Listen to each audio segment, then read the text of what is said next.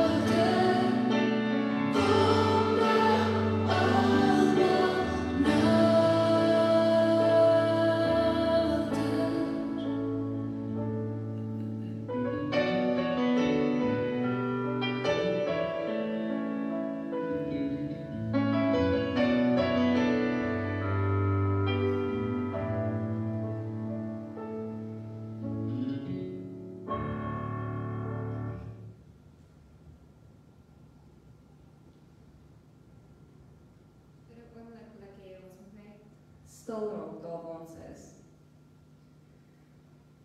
Soos wat jy is, kom ons vandag nader aan die Here. Vir 'n oomblik, jy wat geen geld het nie,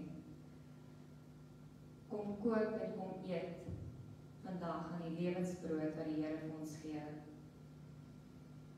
Kom sonder geld, sonder koste, sonder wyn. Kom soos jy is.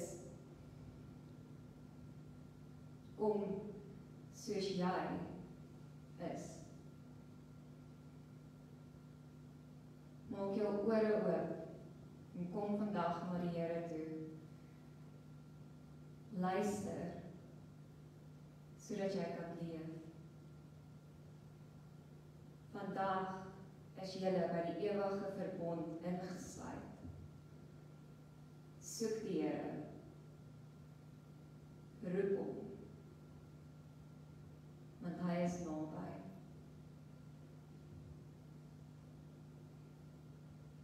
En daarmee wees gegroet in die naam van Jesus Christus, die een wat van die oertyd af voorspel is, die een na wie ons verlang, die een wat mens geword het, wat lyf geword het, wat niks geword het en ten einde alles geword het. Amen. Ons loflied vir vandag is Ek het verseker. Dit is 'n bekende lied, maar ek het die onbeskaamd weergawe gekry. So kom ons staan en dan lofprys ons bietjie die Here.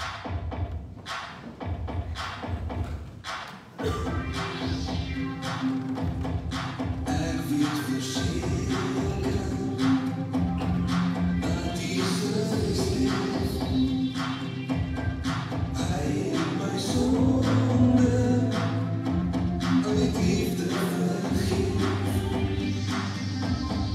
Ek was verloren, maar deur sy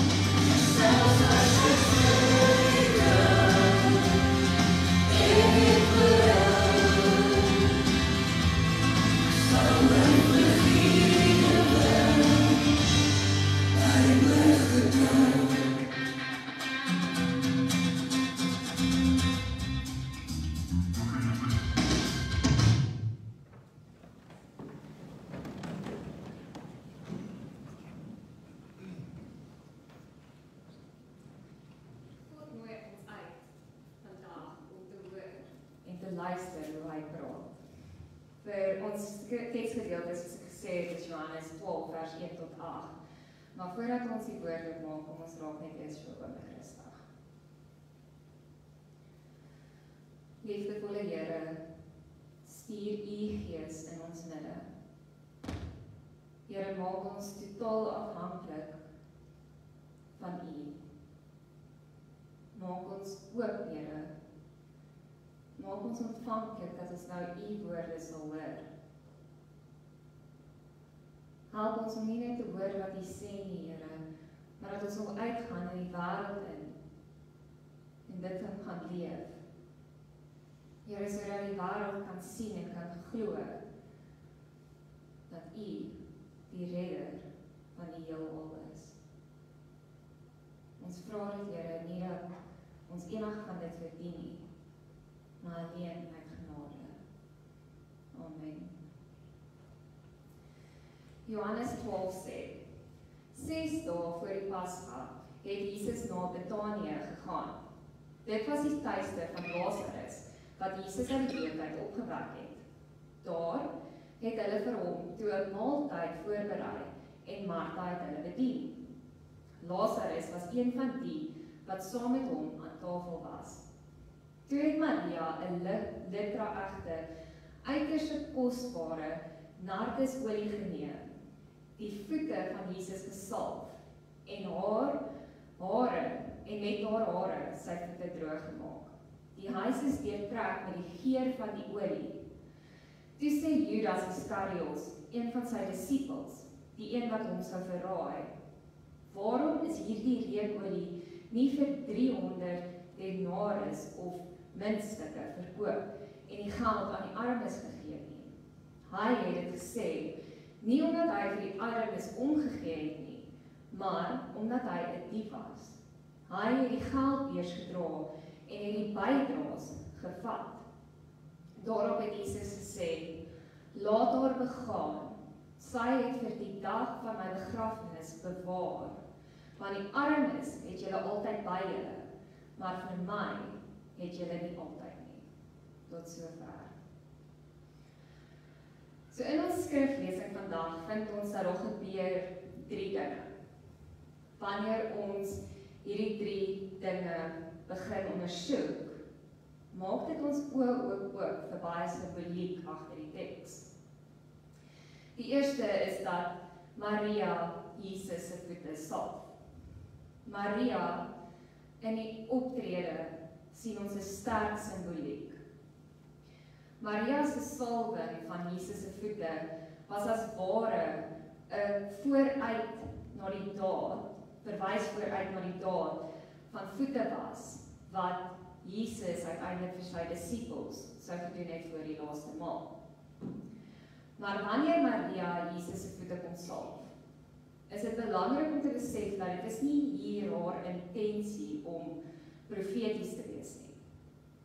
Sy probeer nie vir ons vooruitwys van Jesus wat sy disippels se voete gaan was nie. Jesus kom en ons salf, Maria kom en ons salf Jesus se voete alleen uit dankbaarheid. Maria kom en toon haar geluk. Sy kom en wys haar waardering vir wat Jesus gedoen het. Nou wat het Jesus vir haar gedoen? Hy het haar broer Lazarus uit die dood uit opgewek. Maar tog gaan hierdie betekenis, hierdie optrede van Maria soveel dieper ook as net dankbaarheid. Met die salwing kom illustreer Maria dat sy verstaan 'n deel daarvan om deel te wees van Jesus se volk. Sy besef dat sy kom in liefde en gee alles wat sy is. Sy gee haarself in liefde vir Jesus. Haar daad wys ook hoe Jesus in sy laaste ure homself in liefde vir sy disippels gegee het. En in teenstryding met dit, trouens Judas se reaksie. Judas is totaal teenstrydig teenoor Maria se. Judas begin deur protes op te lewer oor hoeveel en wat die koste is van die reukolie wat Maria gebruik om Jesus se voete te salf. Tog beklemtoon sy optrede teenoor Maria net die belangrikheid vir ons oor wat sy gedoen het. Dit wys ook wel dat daar iets onverwags is wat aan die gebeur is nie. Judas noem dat die olie verkoop kan word vir 300 silwer muntstukke. Die waarde van die reukolie was omtrent 'n jaar se dagloon. So ek het so 'n bietjie navorsing gaan doen en om dit net in perspektief te bring, volgens Suid-Afrikaanse minister Thulas Nxesi is die minimum bedrag vir loon R23.19 per uur. As ons dit maal met 8 ure vir 'n werksdag, is dit omtrent R185.52 per dag. Maal dit dan weer met 260 werksdae in 'n jaar. En hierdie reukolie in vandag se bedrag is omtrent R48.235.20.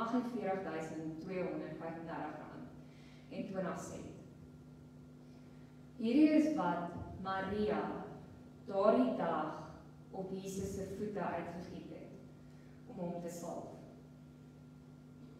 Maria se optrede kom sê egter vir ons iets baie groter as net hierdie aardse drag. Judas het na hierdie gebeurtenis wat gebeur het, gekyk in die aardse manier. Maar Maria se optrede is 'n voorbeeld vandag vir ons van die volheid van die lewe van disippelskap. Sy kom gee iets van haarself vir Jesus. Maar dit is belangrik om te besef dat sy gee nie net sommer iets nie. Maria gee eintlik al alles hier. Sy kom as ware en gee haarself voor Jesus se voete. Maria se optrede en Judas se reaksie is daarop 'n getuienis van Maria se lewe en uiteindelik haar disippelskap. Sy kom doen iets vir ons verlosser. Iets wat nie van haar gevra is om te doen nie. En is nie iets wat sy sommer halfhartig doen nie. Sonder kla, sonder twyfel, in totale dankbaarheid. Laat Maria toe dat iets niets uiteindelik in haar lewe ook gebeur wanneer sy Jesus se voete kom salf. Hoor mooi wat Jesus sê oor hierdie gebeurtenis. Laat staan haar. Sy moes dit hou vir hierdie dag om my te salf vir my begrafnis. Die armes het julle tog altyd by julle, maar vir my het julle nie altyd nie. Deur Maria se gebeurtenis, Maria se dade, kom bevestig Jesus se woorde vandag vir ons iets groters. Eerstens bevestig Jesus dat Maria se optrede groter en baie meer waardevol is as maar net 'n paar silwer muntstukke. Jesus weet en Jesus besef hoe lank Maria moes gespaar het vir hierdie reukolie. Toe Jesus Maria se lewe intree, het hy al daai dag geweet dat sy hom gaan salf. En dat sy uiteindelik hom moes help voorberei het vir sy laaste ure. En in Jesus se woorde dui hy ook natuurlik aan dat sy laaste ure op aarde is naby, wanneer hy sê, vir my het julle nie altyd nie. Jesus het met Maria se optrede iets niets beleef. Maria kon net gee wat sy gehad het. Maar dit is belangrik om te besef dat dit wat sy gehad het, het sy alles voor Jesus gegee. En daarvoor kry sy uiteindelik erkenning deur ons verlosser self. Sy salf Jesus se voete sodat hy die paaslam kan wees. Dis die einde van die ou bedeling en die begin van 'n nuwe bedeling wat kom. Nou in die verband is dit ook baie belangrik dat ons toepassing van Johannes 12 op die lewe van die kerk in gedagte moet hou. En dis belangrik om hier te besef dat Johannes gebruik 'n vrou as die eerste persoon wat Jesus se voete salf. Johannes gebruik 'n vrou om te besef dat die eerste persoon, sy eerste disipel, was 'n vrou en het in liefde Jesus beliggaam in die kerk. Hierdie gedagte van 'n vroulike disipel staan baie teenstrydig met wat kerke preek. Wat meen dat mans met die leiersrolle in die kerk wees, want dis wat Christus vervul het. En hiermee kom ken die evangelie skrywer dat Jesus se doel is veel dieper.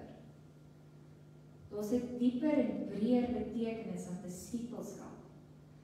Want beide mans en vrouens se toewyding, beide mans en vrouens se geloof en hulle disipelskap is belangrik in die kerk.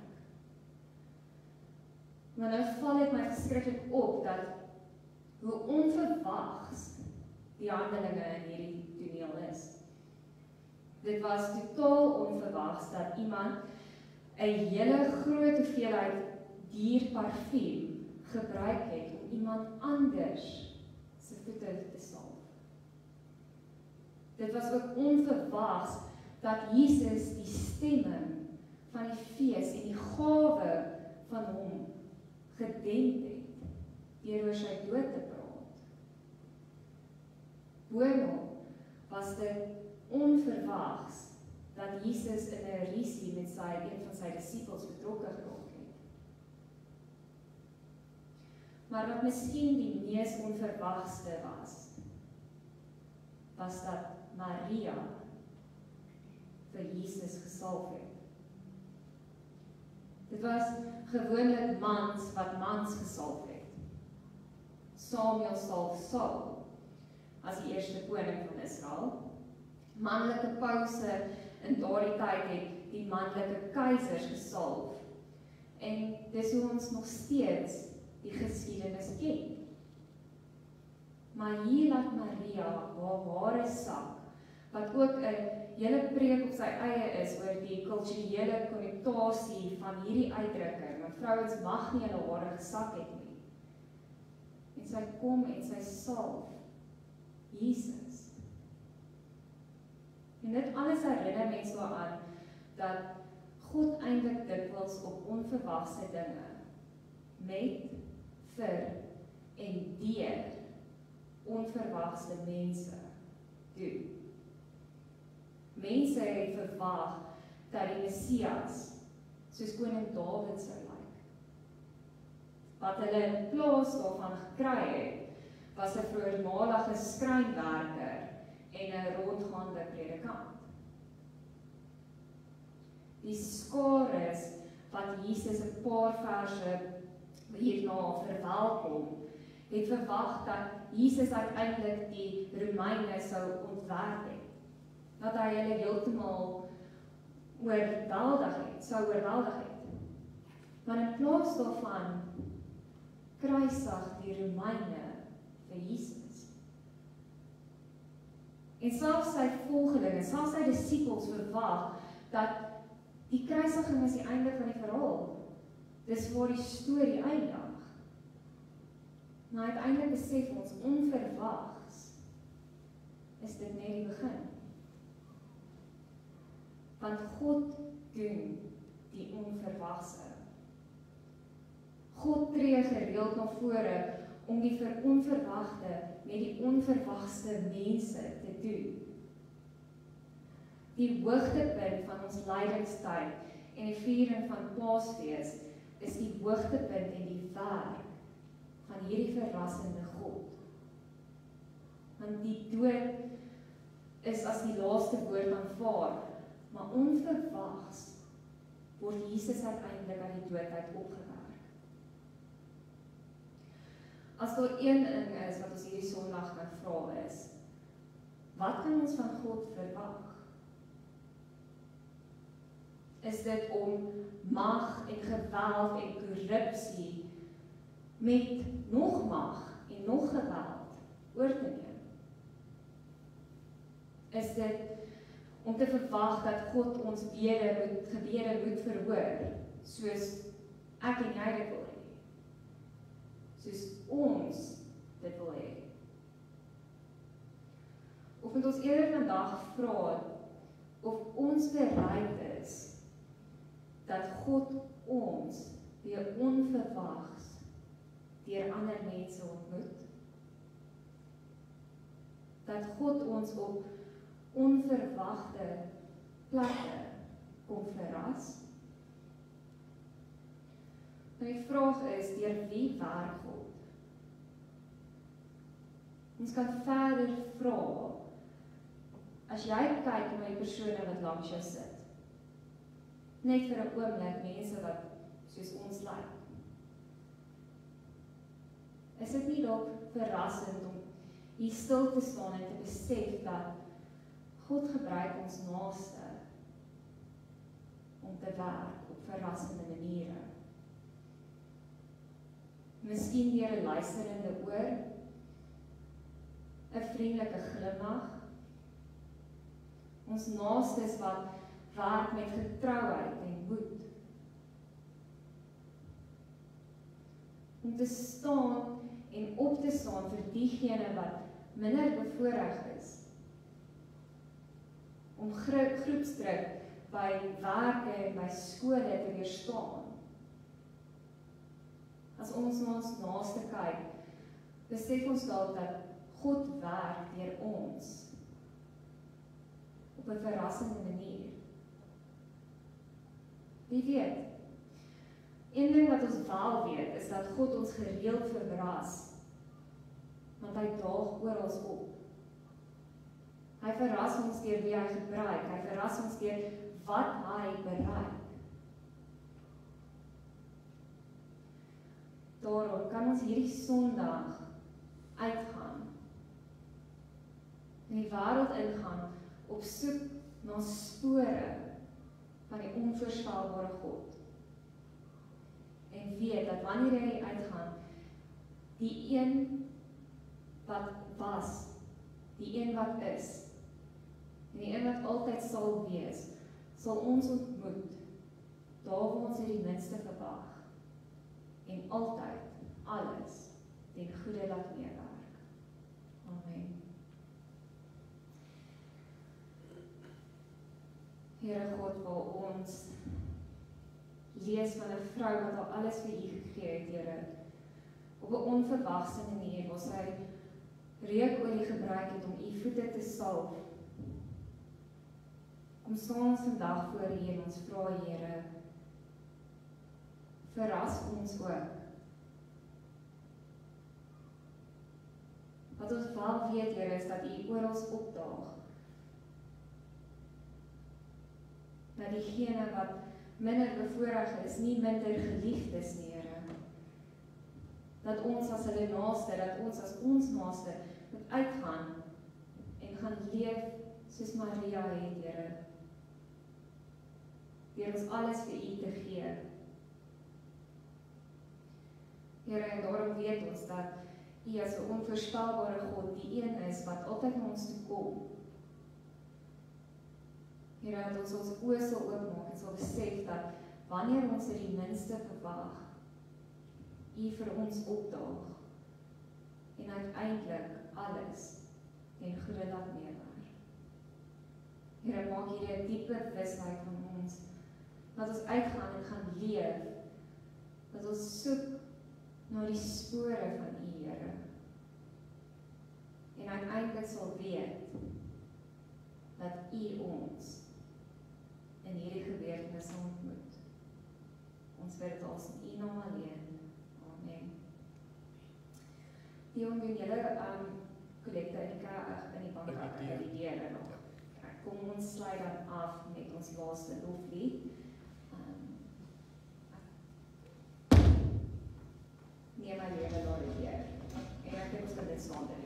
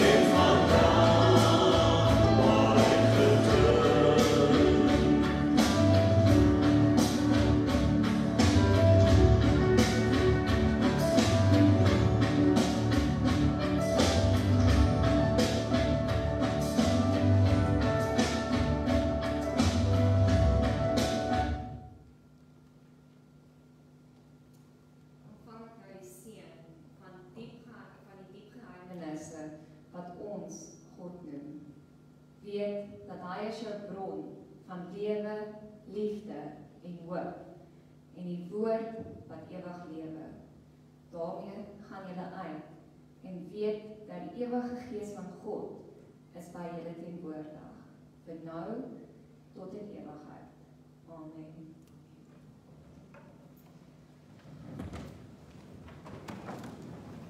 Baie dankie Lieve, dit was baie lekker by jou te luister.